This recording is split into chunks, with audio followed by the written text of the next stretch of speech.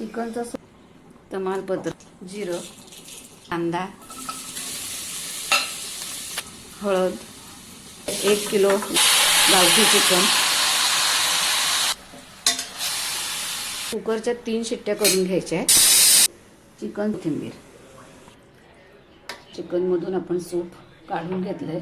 मिरपूड 1 ते 2 हिरवी मिरची, 4 लवंगा, आलं लसूण पेस्ट, धणे जिरे पूड आणि दालचिनीची पावडर आणि मीठ. आता 5 मिनिटं उकळून घ्यायचं आहे.